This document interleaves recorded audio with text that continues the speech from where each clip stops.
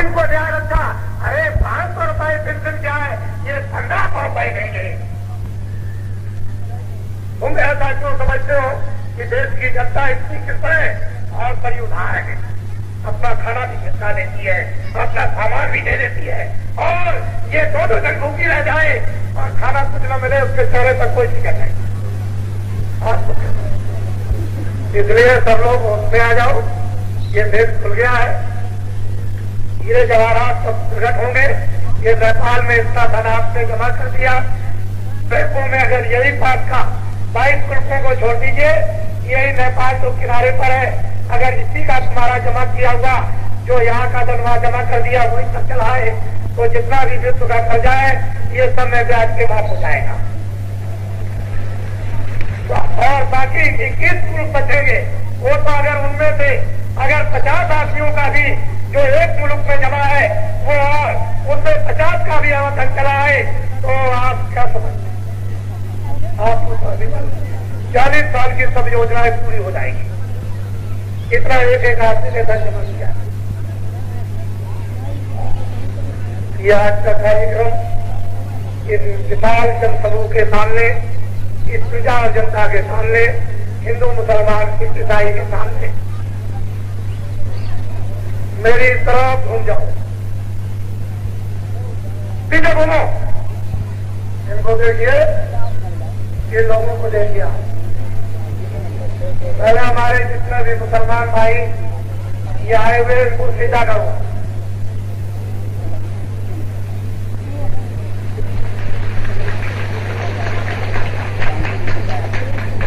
ये मुसलमान भाइयों आपको सीधा कर रहे हैं, ये कह रहे हैं अपने दिल से कि हमसे आपको डरने की जरूरत नहीं है, ना हम हिंदू लड़ाएंगे, ना मुसलमान, ना सिख लड़ाएंगे, ना ईसाई, ना हम मस्जिद तोड़ेंगे, ना मंदिर तोड़ेंगे, और ना आपकी इबादत को बंद करेंगे, और ना आप अपनी इबादत करो, अपनी मस्जिद पे जाओ, आप अपनी जगह रहो, हम आपको सीधा करते हैं, हमसे डरने की कोई जरूरत नहीं, खड़े हो जाओ। जो हमारी मुसलमानों की जो औरतें और बच्चे करते हैं, परसों डर रहे थे, कल को नहीं डरे, तो उनकी औरतों को और बच्चों को जो ऐसे हाथ लेकर के खड़ी हो जाती है और खुदा से जो दुआ और बरकत मांगती है, तो तुम लोग उनको भी सीधा करो।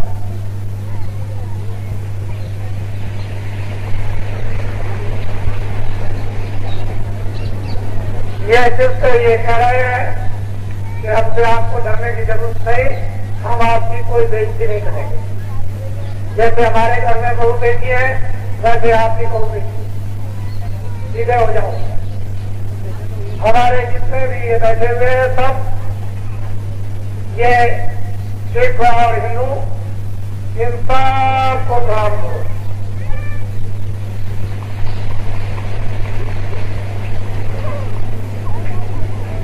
ये सिर्फ कह रहे हैं, सब मिल गया।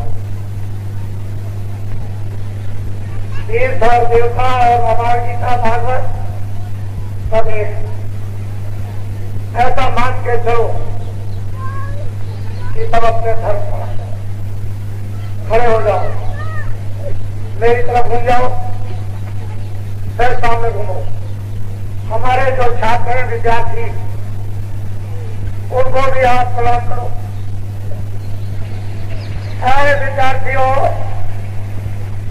विद्यार्थियों, ये हृदय से कह रहे हैं कि अपने अपने स्कूलों में विद्या अध्ययन करो। कोई किसी तरह के स्कूलों को बंद मत करो।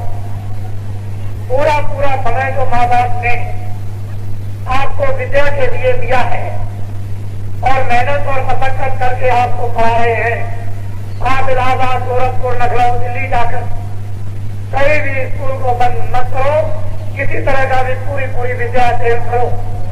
ये दिल से कह रहे हैं, वो समय वक्त आएगा कि हिंदुस्तान के सब विद्यार्थियों को नौकरी और काम मिलेगा। सीधे हो जाओ और हमारी तरफ घूमो, फिर सामने घूम जाओ। ये हमारे छोटे और बड़े कर्मचारी जो बेचारे सड़कों पर दौड़ते हैं, इधर उधर घूमते हैं, ये अपनी ड्यूटी देते हैं हर तरह से, और बड़ी दूर से लखनऊ, दिल्ली और यहाँ बहराइच आसपास के बहुत से लोग आए हुए हैं। आप इनके लिए आभार प्रकट करो कि आपने बहुत उपयुक्त है और कुछ जो आपने योगदान दिया है, हम आपको सबको प्रणाम करते हैं।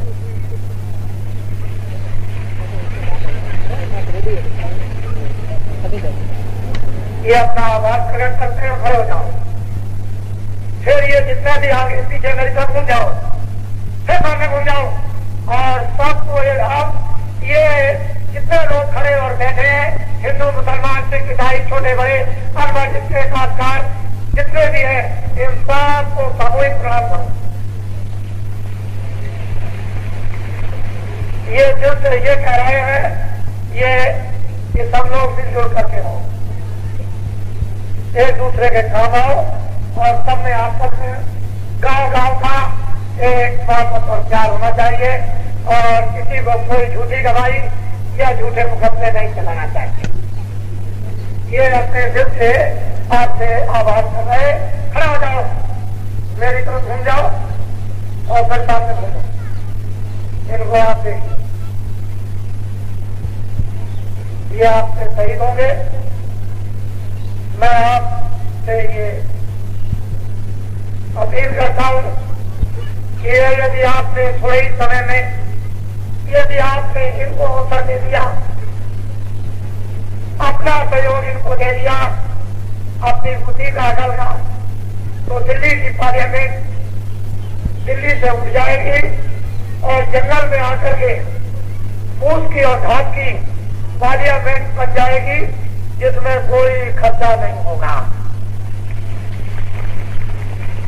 अभी तो पार्लियामेंट में 1 मिनट में 1 लाख और 60 मिनट में 5 लाख और 8 घंटे में 5 करोड़ रोज का खर्चा होता है। ये भार किस पर जा रहा, ये हिसाब क्या होता है? तो महीने और साल के कितने अरब रुपए हो गए, ये आपको जानना चाहिए। ये कहां से आएगा? वहां तो गुलछर्रे उठते हैं और यहाँ तक उठा जा रहा।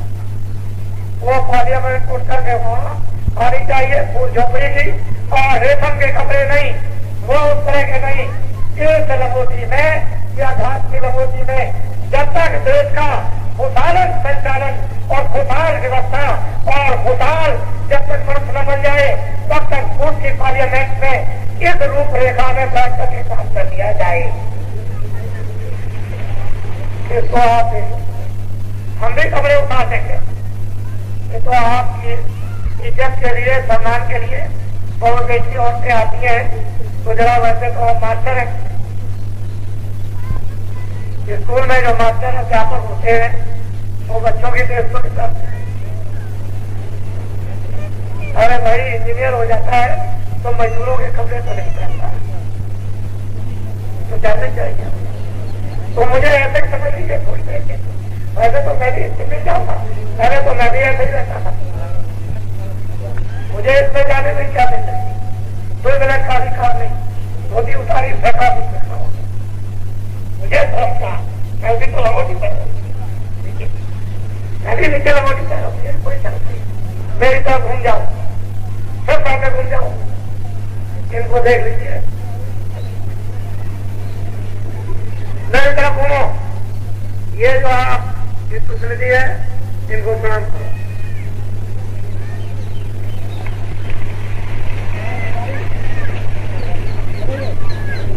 सीधे खड़े हो जाओ और सीधे चले जाओ। समझ लीजिए, ये आपके नियमों दिन आपको पूरे दिए गए, और जो देवलखा गांव है उसमें प्रातः काल में सुबह जाऊंगा। गांव वासियों, तुम्हारे गांव में देवलखा में सुबह में आऊंगा। आपके गांव में भी मुझे हाजिरी देनी है। अब यह है कि आप लोग जल्दी करो, देर करने की जरूरत नहीं है। अपने अपने मामूली साधारण जो प्रस्ताव है उस गांव में सभा करके अपनी अपनी तकलीफें पूरी 2-2, 4-4 घंटे बयान और वर्णन करो और प्रस्ताव पास और मुझे पकड़ा दो। बस तुमको मुझे पकड़ाना बस, और कुछ नहीं। फिर मैं तुम्हारे प्रस्ताव को क्या करूंगा वो तो आप मेरे ऊपर छोड़ दीजिए, लेकिन प्रस्ताव तुमको पास करके मुझे देना पड़ेगा। सब लोग जल्दी जाओ बच्चों। अब ये बताओ हमने कुछ बुरा तो नहीं कहा? नहीं। गुरु जितने भी हमारे आए हुए हिंदू मुसलमान सिख ईसाई कुछ बुरा तो नहीं कहा? नहीं। ये बताइए हमने किसी की कोई आलोचना तो नहीं की है? नहीं। वैसे मेरी बात किसी की समझ में ना आए उसके लिए तो क्षमा याचना आने से बात करें। अब भी बात से आगे बोलो जय गुरुदेव, जय गुरुदेव, जय गुरुदेव, जय गुरुदेव, जय गुरुदेव, जय गुरुदेव। आप सब लोग मेरे साथ जाएंगे नहीं, मेरे ही साथ खड़े होते हैं।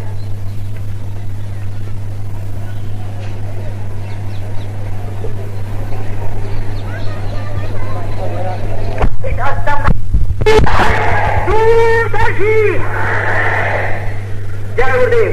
अब मैं श्री संत राम जी से अध्यक्ष उत्तर प्रदेश से निवेदन करूंगा कि वह आभार प्रदर्शन अपना प्रस्तुत करें।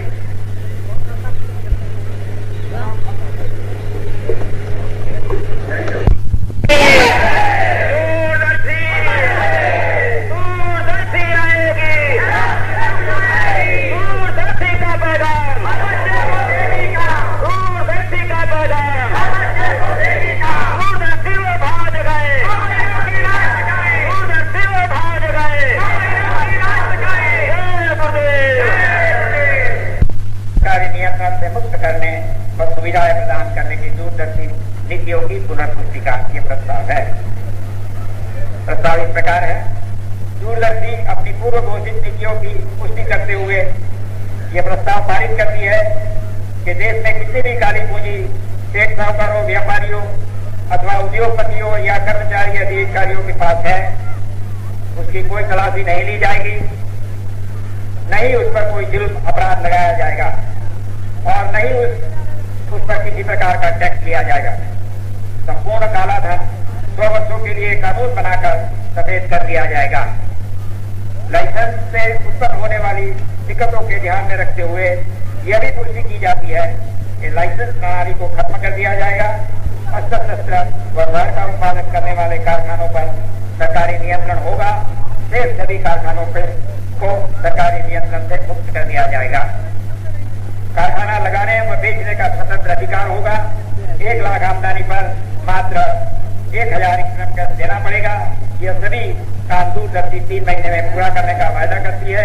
बशर्ते सेठ साहूकार, व्यापारी, उद्योगपति एक बार मिलकर दूरदर्शी का साथ दे दें। यह प्रस्ताव आप मंजूर करते हैं?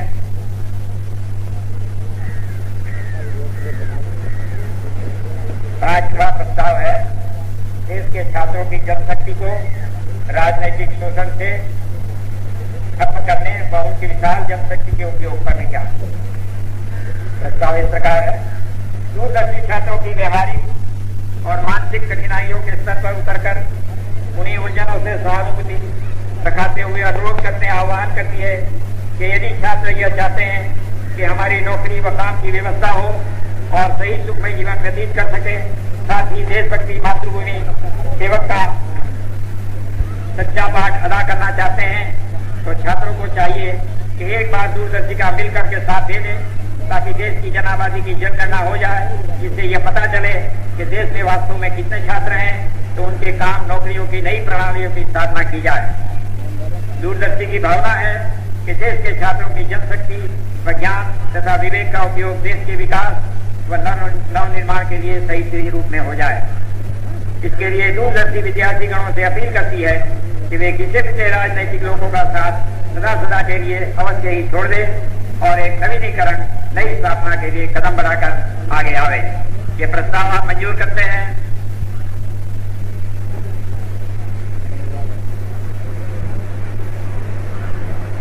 छठा प्रस्ताव है देश के सभी वर्गों व संप्रदायों को स्वार्थी राजनीति से सावधान करने तथा परस्पर प्रेम व सहयोग की भावना लाने पर दूरदर्शी का विचार के बारे में।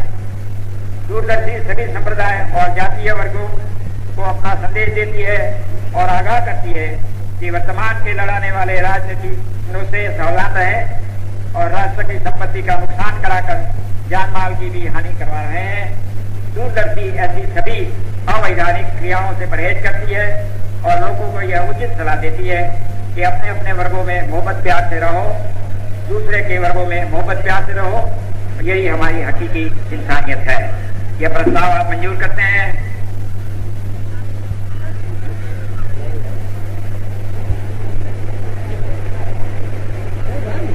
सातवां प्रस्ताव, देश में व्याप्त सूखा व बाढ़ की दैवीय आपदाओं पर विचार एवं सहानुभूति। यह सर्वविदित है कि इस समय सारे देश में भीषण सूखा व बाढ़ से बहुत से प्रदेशों में अकाल की स्थिति पैदा हो गई है। पशुओं के चारे की भी गंभीर समस्या है। इन दैवीय आपदाओं से पीड़ित देश की समस्त जनता के साथ दूरदर्शी गहरी सहानुभूति व्यक्त करती है तथा यह अपील करती है कि परस्पर सहयोग से इस समस्या का समाधान करें। दूरदर्शी यह भी गंभीरता से विचार करती है कि दैवीय आपदा इस शासन में क्यों आ रही है तथा जनता को सहयोग करने के नाम पर शासन यह सहानुभूति प्राप्त करने की कोशिश क्यों करती है कि इससे हमने किया और इसका राजनीतिक लाभ उनको मिलना चाहिए। दूरदर्शी ईश्वरवादी संगठन है, वह इस निष्कर्ष पर पहुंची है कि यही शासकों के ही पाप के कारण प्रकृति नाराज है। समर्थन देने के कारण उसका फल जनता भी भोग रही है। दूरदर्शी आम जनता को ईश्वरवादी बनाकर नेक काम की प्रेरणा देगी तथा प्रकृति के अनुकूल कराएगी। दूरदर्शी का पूरा विश्वास है कि अच्छी व्यवस्था लागू होने पर प्रकृति जनता को अपनी सुविधाओं से भरपूर कर देगी। दूरदर्शी आम जनता को यह भी याद दिलाना चाहती है कि राजकोष का पैसा आम जनता का है, किसी पार्टी का या शासक का नहीं है। यह प्रस्ताव आपको मंजूर है? अब 3 प्रस्ताव और रह गए हैं। 8वां प्रस्ताव यह है, दूरदर्शी संगठन को देशव्यापी बनाने तथा और अधिक सक्रिय करने पर भावी कार्यक्रम का निर्धारण व विचार। वर्ष 1986 तथा 87 में काफिला यात्राओं तथा प्रचार टोलियों के माध्यम से देश के 18 राज्यों में दूरदर्शी की गतिविधियों का विस्तार हुआ। दूरदर्शी के इस महाअधिवेशन में यह निर्णय लिया गया कि प्रचार टोलियों व वक्ताओं को भेजकर तथा स्थानीय स्तर पर संगठन को सशक्त बनाकर आम जनता के हितों के वैचारिक क्रांति के संदेश को सारे देश में शीघ्र प्रसारित किया जाएगा। दूरदर्शी का सदस्यता अभियान, समितियों का गठन व वैचारिक जागरण का कार्य निरंतर जारी रखने का भी निर्णय लिया गया है। विभिन्न प्रांतों में प्रांतीय सम्मेलनों का भी आयोजन किया जाएगा। ये प्रस्ताव आप मंजूर करते हैं?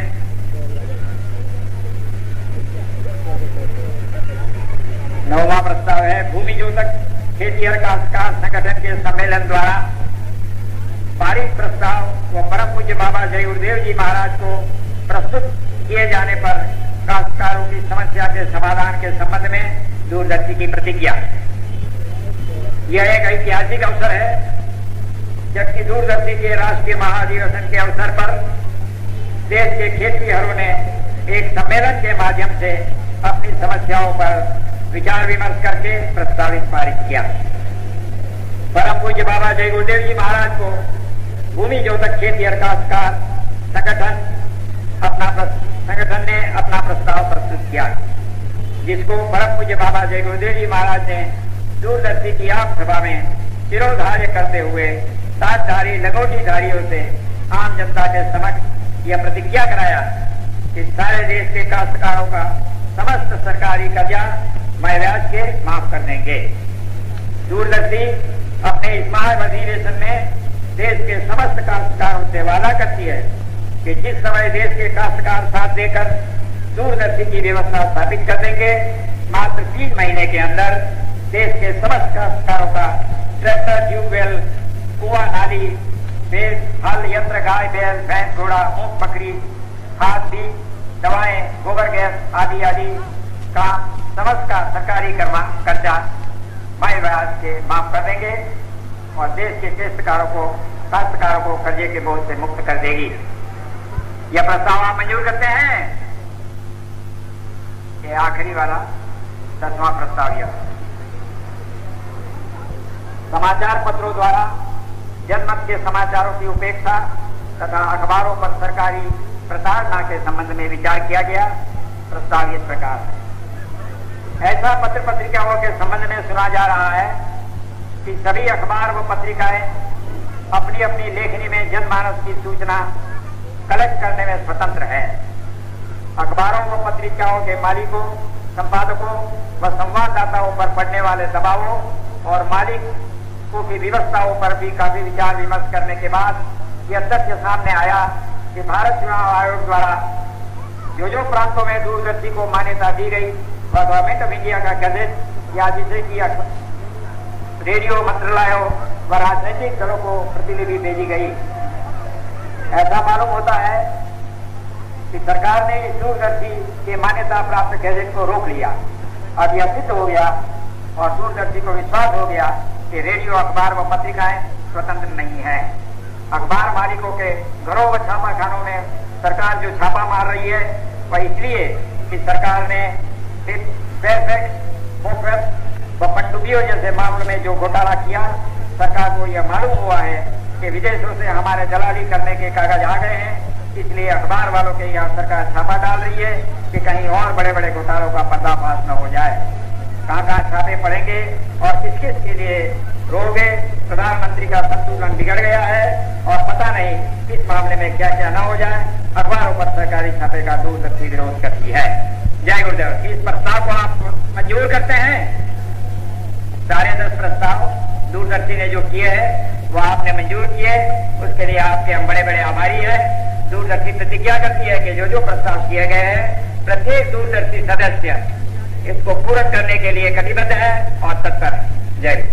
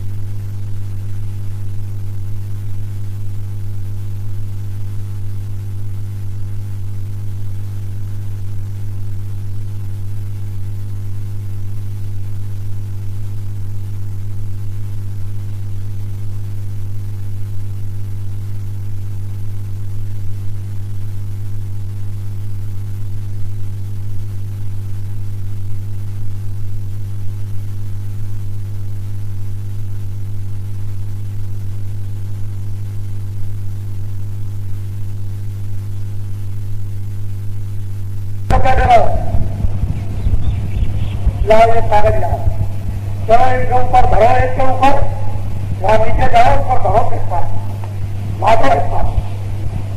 एक तो कागज हमको दे दो। ये देखो, पहले तो हम लाते हैं, ये किसकी चीज है? ये किसका है? अरे बोलो किसका है? भूम जोत का घिटिया काश्तकारों का। ये किसके प्रस्ताव है? ये काश्तकारों के प्रस्ताव है। किसके प्रस्ताव है? काश्तकारों के कितने प्रस्ताव है? काश्तकारों के। जरा आगे जाओ, इसके सिर पर धरो। वह आगे वाले जंगल वासियों के एक के सिर पर एक गट्ठर हो, एक ला दो, दो गट्ठर हो दूसरे में ला दो। ये तुम्हारा धरा जा रहा, इसको पहले देखो। ये लादा है, धर लो, ये धर लो, इसको पूरा करना पड़ेगा। धरो इसको, ये पहले सिर पर ला दो, फिर नीचे झुक जाओ, कमर पे धरो। अरे गधा बन जाओ, कमर पे धर लो, कमर पे धरो, ऐसे ढोना पड़ेगा। ये ऐसे ढोना पड़ेगा कमर पे धरकर। इनको गधा बनाना पड़ेगा तब ढोला नहीं। इनको खच्चर बनाओ, गधा बनाओ, और कभी कभी तुम भी चढ़ जाना। ये ऐसा नहीं है, कभी कभी तुम भी चढ़ बैठना। पहले इसको देखो, ये है काश्तकारों के प्रस्ताव।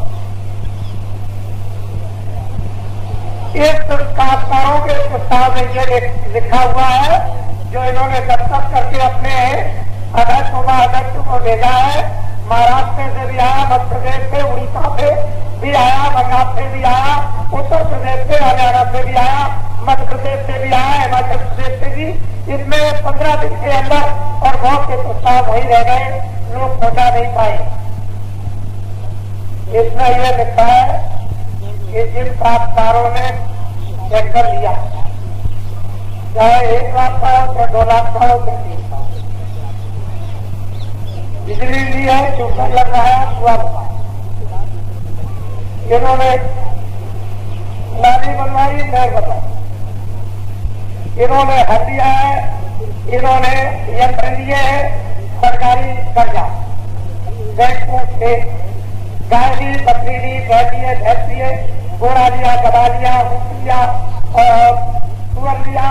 ये सब और खाद और बीज और दवाएं और गैस गोबर, ये और वो, ये जो कुछ भी काश्तकारों ने लिया है 40 सालों में, जो दे दिया और जो बकाया बकाया। अगर तुम दे सकते हो तो दे दो, हमको कोई इतराज नहीं। अधिकारी दे सकते हैं तो ले, इसमें भी हमको कोई इतराज नहीं और कोई आपके ऊपर कोई दखलंदाजी नहीं।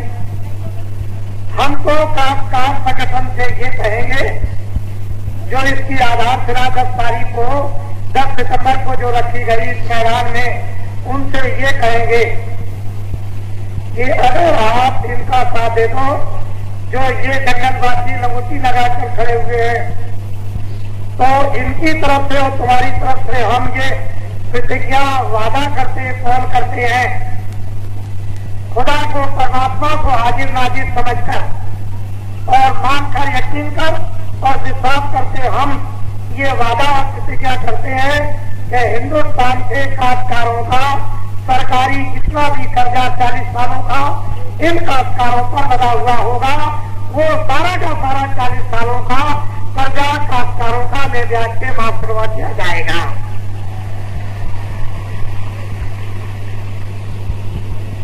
ये प्रतिज्ञा और वादा पहले हम कर रहे हैं, लेकिन हम कुछ नहीं करेंगे। पहले हम तो मध्यस्थ रहेंगे। हमको अपनी बात याद करेंगे कि हमने क्या कहा और आपने हमको प्रस्ताव क्या दिया, और फिर हमने ये प्रतिज्ञा इनसे क्या कराई और इन्होंने ये प्रतिज्ञा क्या की। ये 4 चीजें रहेंगी इसके बीच, अधिकारियों के लिए, शेख साहूकारों के लिए और छात्रों के लिए और मजदूरों के लिए।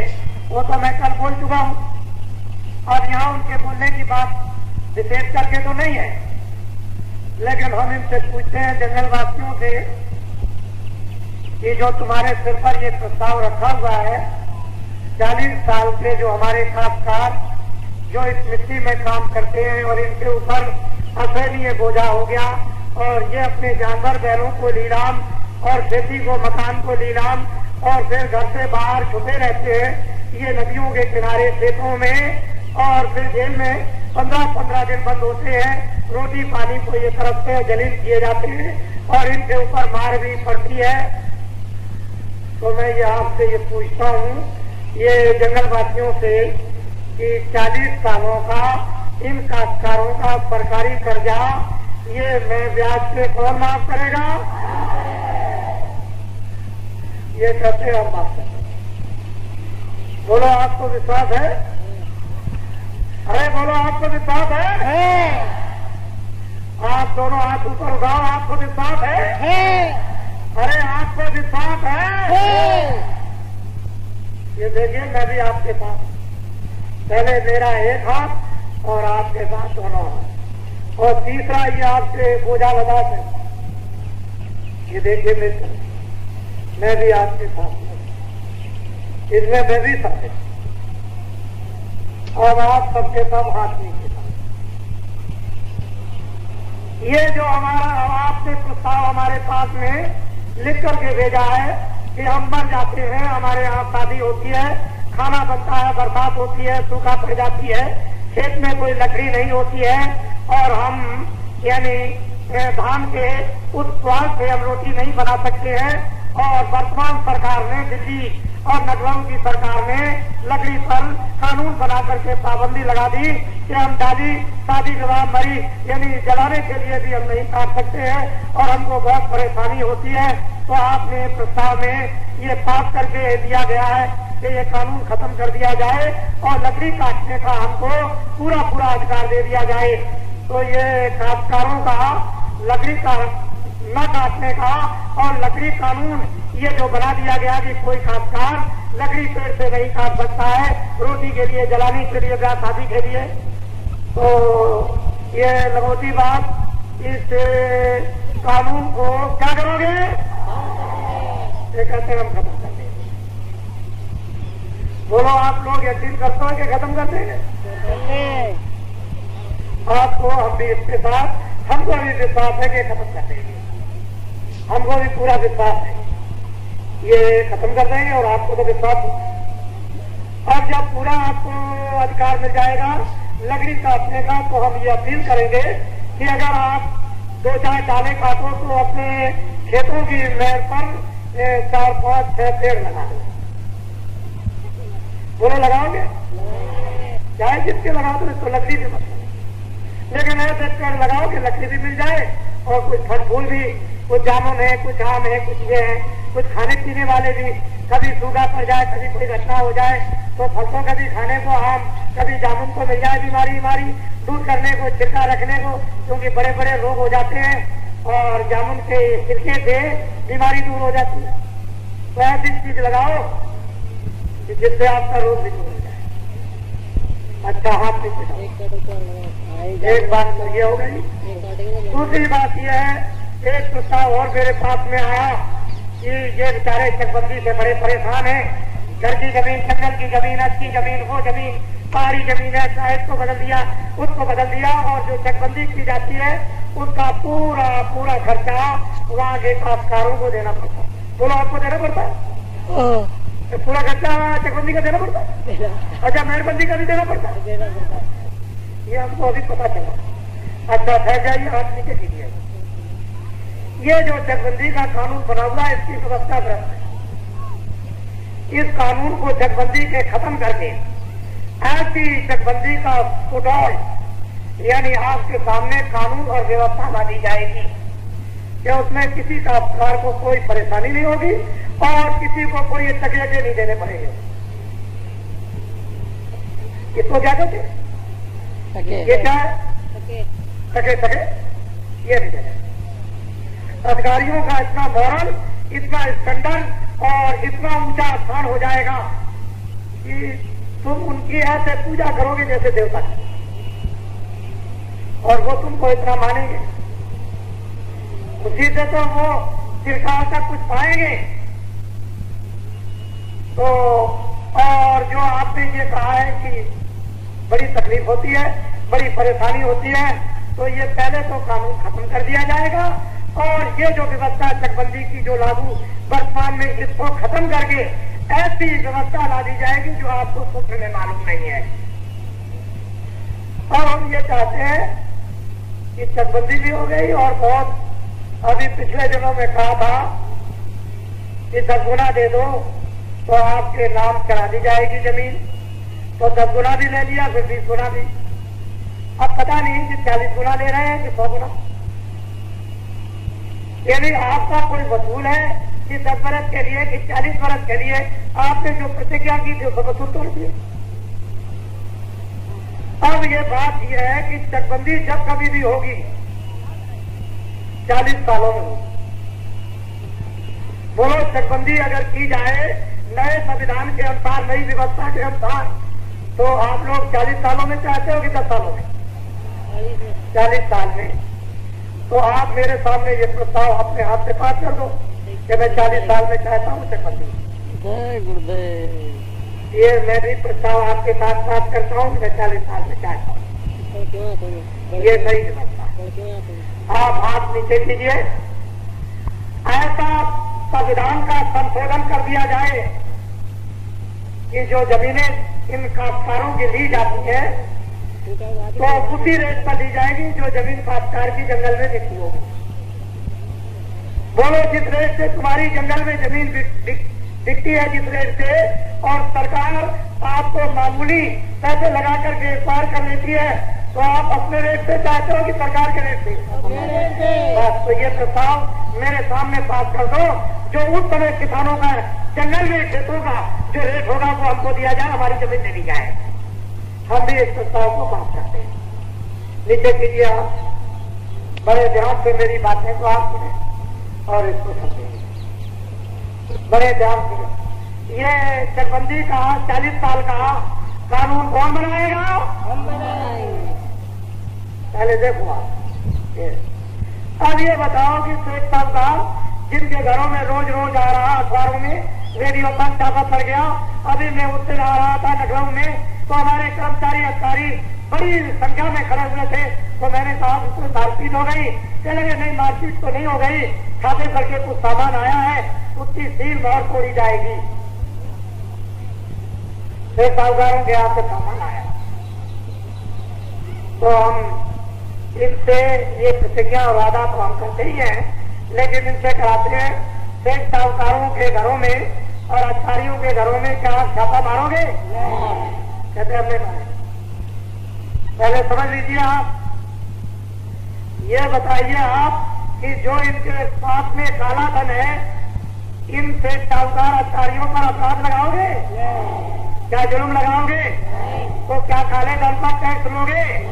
ऐसे नहीं, न जुर्म लगाएंगे, न अपराध लगाएंगे, न काले धन पर टैक्स लेंगे। तो काले धन को क्या करोगे?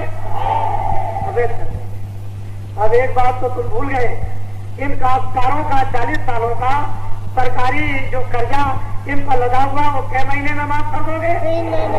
3 महीने में कैसे माफ? अब आपको क्या चाहिए?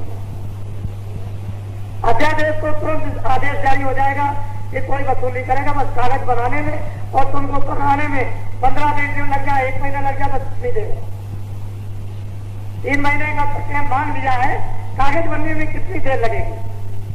बस सिर्फ आपके पास तक पहुंचाना है, वो उनको ऐलान कर दिया जाएगा अपना अपना कागज ले जाओ। मोहर लगा हुआ कागज और ये उसमें लिखा रहेगा कि आज की तारीख तक 40 सालों का कोई भी किसी तरह का सरकारी खर्चा तुम्हारे ऊपर में नहीं रहा। अच्छा ये बताओ आप, ये बेचारे बड़े परेशान हैं, इनको लाइसेंस लेना पड़ता है, तो 5-5 लाख शेख साहूकार उद्योगपतियों को दबा करके इनको रिश्वत देनी पड़ती है। ये बड़े परेशान होते हैं, कारखाने बंद, दुकानें बंद, घर बंद होता है, फिर तलाशी ली जाती है, जेल में पहुंचाया जाता है। तो इनके जो लाइसेंस जो लेते हैं दुकान और सामान और कारखानों को लगाने और बेचने के लिए, तो इन लाइसेंसों को क्या करोगे? कैसे हम सब खत्म कर देंगे। अब आपको और क्या झगड़ा चाहिए? इसमें तो कोई झगड़ा नहीं। फिर मैं आपकी तरफ से वादा करता हूँ कि आपको अधिकार दे दिया जाएगा, यानी स्वतंत्र कारखाना लगाने का। कोई सरकारी बंधन होगा ही नहीं, आप खुद कारखाना लगाइए, खूब उत्पादन कीजिए सोचा है। लेकिन हाँ ये जरूर है कि कभी आपने स्वप्न में, ख्वाब में भी ये ख्याल नहीं किया होगा कि हिंदुस्तान में उत्पादन कर इतना कम से कम लगेगा कि हिंदुस्तान के विद्वानों का होश हो जाएगा। इतना कम उत्पादन होता है।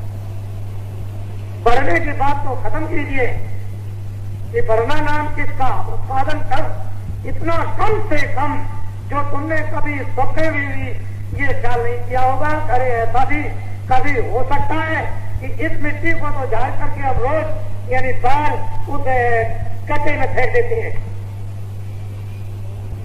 इतना ऐसा उत्पादन है। और जब काले धन पर कोई टैक्स नहीं लगेगा, सफेद हो जाएगा, उस सफेद धन पर जो काला धन सफेद होगा उससे व्यापार करोगे, उससे आम लोगों के लिए ये रहेगा कि 1 लाख कमाओ 15,000 जमा करो, 50,000 कमाओ 15,000 का आधा जमा करो, 25,000 उसका आधा जमा कर दो, 12,000 उसका। ठीक है, क्या आपको तकलीफ, क्या परेशानी? इसके लिए तो ये देश चलाना और ये तो आपका दायित्व और गौरव। बड़े ध्यान से मेरी बात सुनिए। अधिकारियों और कर्मचारियों के लिए जो इन पर मुसीबत और संकट है और इनको बदनाम किया जा रहा है, इनकी तकलीफों को दूर करने के लिए जाओ, वो बोझा उठा जाओ। वहां एक आदमी जाओ, बोझा उठा जाओ, सीधे हो जाओ, सीधे। हम तो भूल गए, तुम्हारी खबर टेढ़ी हो गई होगी। खैर कोई बात नहीं, इनके लिए तो परिश्रम करना ही पड़ेगा, कोई ऐसा नहीं है। ये हमारे आशा लगा करके कर्मचारी, अधिकारी, छोटे बड़े अध्यापक ये तमाम खड़े हुए हैं।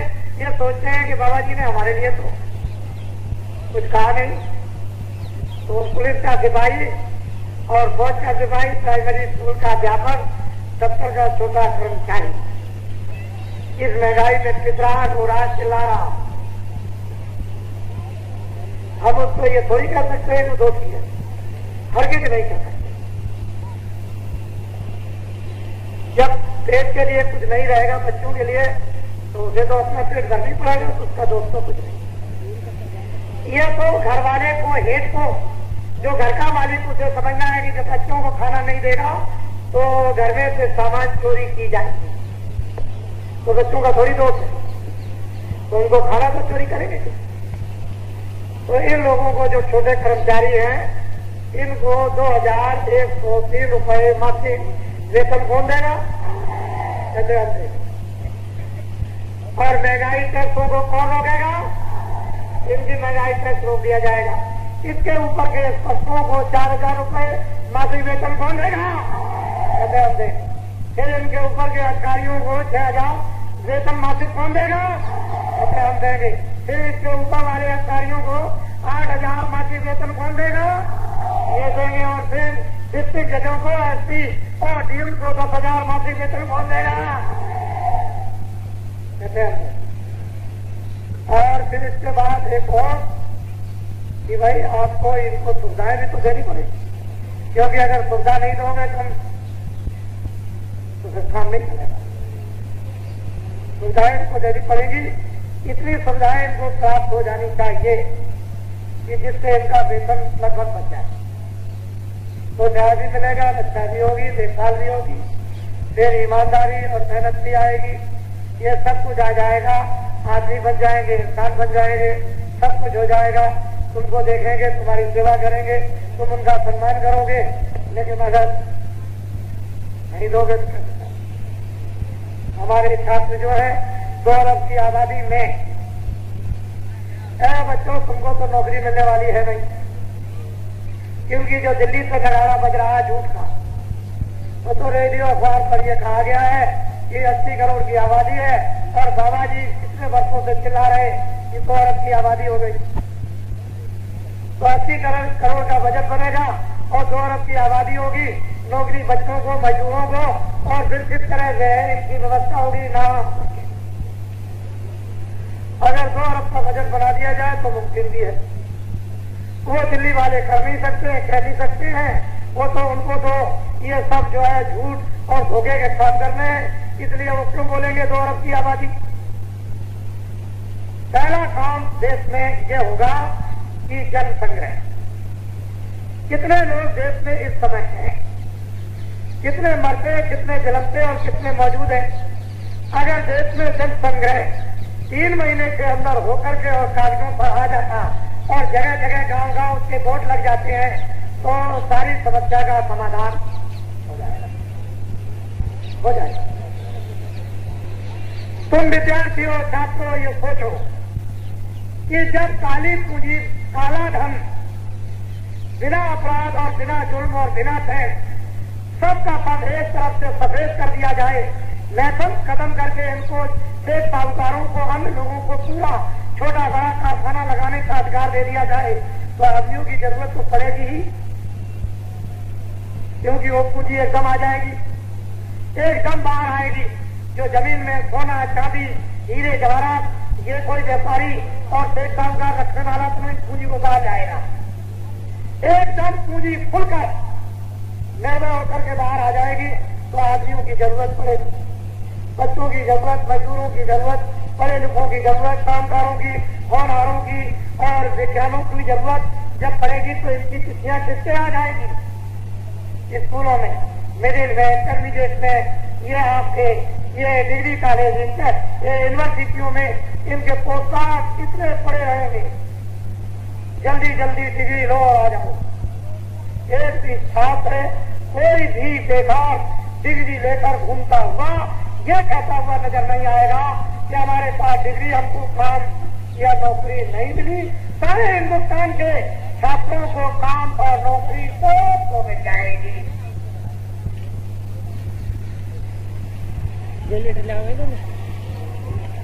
बाबा जी को ये काम नहीं करना है कि तुम छात्रों बेकार बैठे इधर चले आओ और जल्दी चुनाव के वक्त में हमारा प्रचार करो, ये काम कुछ नहीं करना। ये यहाँ काम, ये लंगोटी नाच ये करने वाले नहीं। मैंने तो करोड़ों आदमियों को इस देश में तैयार कर दिया। अगर इस मैदान में जगह होती तो मैं आपको यहाँ पर कम से कम 50,000 लंगोटी बाजों को यहाँ खड़ा कर देता आपके सामने। और जब मैदान अब की बार जो तैयार होने जा रहा है उसमें आपको दिखाएंगे और आप देखेंगे उसमें ये दूरदर्शी काज वालों का परिश्रम, ये योगदान इन काश्तकारों के था और ये काश्तकारों का इतिहास, ये भूमि जोता इतिहास, ये काश्तकारों के संगठन का ये जो अधिवेशन जो होने जा रहा, जो आगे इनके काम था 5 और 6 नवंबर 1987 हरदोई में कहा होने जा रहा, हरदोई में 3 तारीखों में 5 और 6 नवंबर 1987 इसी में होने जा रहा है। आप इसको नोट कर लो, 5 और 6 नवंबर 1987। अब हरदोई में जहाँ होने जा रहा वहाँ का डलोरा अपने आप मिल जाएगा। वो तो वहाँ जर्दा रोड पर है, पूछ रहे हैं भाई कहाँ पर हो रहा, पहले सीधे चले जाओ वो पेपरगंज, उसके आगे इतने किलोमीटर पर देवलखा गाँव है, वहाँ हुआ तुमको यहीं पे आदमी मिलेंगे, सब पे बहुत भारी मजबा होगा, बड़ी महफिल होगी। इधर से पूछ रहे बहराइच से बात पर महफिल लगी हुई, बताने की कोई जरूरत, रास्ते में महफिल मिल जाएगी, ये सड़कों पर महफिल होगी। इसलिए आप सब लोग इनका साथ दे दो। जितने भी काश्तकार हिंदुस्तान के हिंदू, मुसलमान, सिख, ईसाई सब लोग एक बार जिस तरह से आजादी के वक्त में हिंदू, मुसलमान और हिंदुस्तान के काश्तकारों ने एक देश को आजाद करने के लिए इन्होंने अपना पूरा योगदान दे दिया, इसी तरह से एक बार बाबा जी की अपील पर और प्रार्थना पर एक बार इन लंगोटी बाजों को अपना योगदान दे दो। ये हमारी अपनी प्रार्थना है, हमको आपके सामने रहेंगे और हमको अपने सामने परिवर्तन चाहते हैं। हमने अंग्रेजों का जमाना देखा, 30 साल, 17 देखा, 40 साल आजादी देगी और हम कुछ और देखना चाहते हैं और हम 8 घंटे तक बोलते रहे तो हमको कोई फर्क पड़ने वाला लगातार हमको ये जरूर है कि अगर हमारी जगह पर कोई दोस्त हो जाएगा और सब तुम उसको वहां ले जाओगे किसी वाले अस्पताल में, मुंबई वो अस्पताल में पहुंचा दोगे और सालों वहां खड़े रहोगे। अगर मेरा जैसा आपको कोई दम नहीं है, वो 4 मिनट को कुछ भी चिल्ला दो, लेकिन कोई दम वाली चीज नहीं है। यही तो भाषण दे देना कि सूखा पड़ गया और बाढ़ आ गई और हम सब इंतजाम कर दिया और हम सूखा और बाढ़ से लड़ तो रहे और शराब पी ली और सब पैसा बढ़ गया, अनाज बढ़ गया, हेलीकॉप्टरों ने गिरा दिया और सब नाव पहुंच गई। अब गाड़ी चिल्ला रहे हैं, अरे भाई मुझे ही कुछ कर लेने दो। चले तुम चुप रहो, हमको नहीं डर सरकारों पर, रेडियो अखबारों पर बंद करते। ये बस्तर के बातें हुए और चले जाइए वहाँ जहाँ बाढ़ आई हुई है, जहाँ सूखा पड़ा हुआ आ जाइए तो वहाँ सब देख मिलेगा, दूध मिलेगा, अंडा खास कुछ नहीं। शराब की घोषणे पत्नी पीते, अरे लड़ाई झगड़ा वहाँ आपस में हो रहा, वहाँ तूफान मचा हुआ कि हम कहीं रात को निकाल दिए उतार दिए जाए, वहाँ हंसना इंतजाम अपनी बुद्धि बैठाने में लगेंगे। ये 2 8 10 प्रकार के पहले के लिखे हुए वहाँ रेडियो पर रखे हुए अखबारों के यहाँ और उनको ये निर्देश दे दिया गया कि यही मेरी तरफ से बोल देना कि फलाना बोला गृह मंत्री, प्रधानमंत्री और मुख्यमंत्री और ये मंत्री और वो मंत्री उनकी तरफ से बोल दिया, उनको बोलने की फुर्सत कहाँ, उनको खुशी में जाना है, फुर्सत है, रात को जा रही सुबह जा रहे, 20 विधायक टूट रहे, 20 एमपी टूट रहे, आपस में झगड़ा हो रहा, ये भ्रष्टाचारी वो भ्रष्टाचारी, इसने ज्यादा ले लिया और तूने कब ले लिया और तूने जमीन ज्यादा दी, तूने सोना और तूने ज्यादा दला ली और रिश्वत खाई और तूने इतनी खाई और तू भी भ्रष्टाचारी, तू भी रात हुई और तू भी गद्दार, वह आपसी में बचा हुआ है और वो लोग उसी पार्टी में अभी मौजूद है। जो निकाले गए उसको तो छोड़ दीजिए, लेकिन जो अभी उसी में बैठे हुए और कहते हैं अगर तुमने कह दिया तो निकाल दिया जाएगा। आज एमएलए एमपीओ अगर तुमने जरा भी खानदानियत हो, मिनिस्टरों तुमने जरा भी खानदानियत हो और इस सत्ता के लिए जरा भी रहम और दर्द इनके दुखों के लिए हो तो तुमको उसी दिन, उस 27 के दिन जब प्रधानमंत्री ने कहा कि हमारा पूरा का पूरा शासन कैसे, उसी दिन उनको इस्तीफा दे देना चाहिए। क्या ये वो इस्तीफा और हम जनता के बीच में जाते हैं जो कुछ हमने गलतियां की है हम जनता से वापस मांगेंगे और हम जब भ्रष्टाचार खुल गया तो तुमको इस्तीफा दे देना चाहिए। तुम 500 रुपए के उसके लिए कि हमको पैसे मिल जाएगी, ऐसे पैसे पर तुम टट्टियों पे माफ कर दो और इस्तीफा देकर इस जनता के सामने चले आओ और अगर तुमने सच्चाई बनती है तो ये जनता तुमको 1000 पेंशन देगी, 500 रुपए छोड़ दो 1000 पेंशन तुमको देगी तुम्हारी ईमानदारी और सच्चाई पर और तुम चोरों का साथ देते हो, जनता का साथ छोड़ दिया तो अब की देश में तुमको फर्क नहीं आएगा। तब क्या कहोगे फिर क्या कहोगे जब जनता समझेगी चोरों का साथ करते हैं, इसका साथ देते हैं। इन्होंने तुमको वोट दिया है, तुमको दिल्ली लखनऊ पहुंचाया और अब तुम जरूर गुलामी करते हो और चोरों का साथ देते हो और चोरी को छुपाते हो और पैसों को छुपाते हो और जनता का साथ छोड़ दिया।